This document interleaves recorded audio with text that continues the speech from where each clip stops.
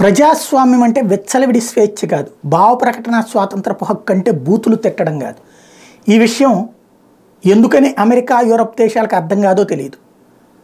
Khalistani తీవ్రవాది Pannun America పౌరసత్వం ఉంది, Canada పౌరసత్వం ఉంది.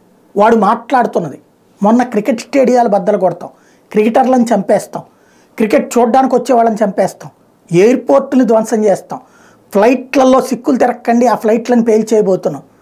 ఇవన్నీ అంటే కూడా ప్రజాస్వామ్యంలో స్వేచ్ఛ ఉంటుంది అని వాగేటటువంటి అమెరికాకి బుద్ధుందో లేదో తెలియదు, కెనడా వాడికి బుర్ర ఉందో లేదో తెలియదు, అలాగే వాడిని కాపు కాసుకొస్తున్నటువంటి ఆస్ట్రేలియా బ్రిటన్లో అన్నం తింటున్నాయో లేదో తెలియదు.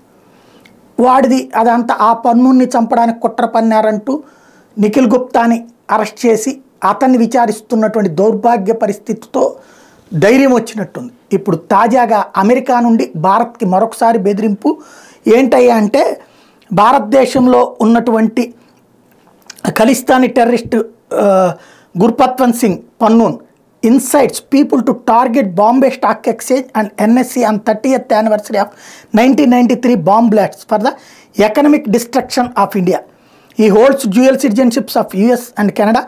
NSC Ajit Doval clearly told the CIA director that the only reason they don't take action against Pannoon is because he is actually a CIA agent. ఇది చాలా పక్కాగా ఎందుకు వాడు ఇంత విధ్వంసం సృష్టిస్తానంటున్న వాడిని ఎందుకు అరెస్ట్ చేయలేదంటే, వాడు మీ ఏజెంటు, భారతదేశంలో అల్లకల్లోలాన్ని సృష్టించడానికి వాడు ఈవెన్ బాంబే స్టాక్ ఎక్స్చేంజ్ని పేల్చేయడానికి కుట్ర పన్నాడు అన్నటువంటి ప్రాథమిక ఆధారాలు ఇవిగో అంటూ సిఐఏకి చూపించినటువంటి అజిత్ దోవల్, వాడు మీ ఏజెంట్ కాబట్టి ఆయన అరెస్ట్ చేయట్లేదు, మా దేశాన్ని నాశనం చేస్తామన్నట్టు కాపాడుతున్నారంటే మీరు ఏంటి అంటూ నిలదీశారు అజిత్ దోవల్.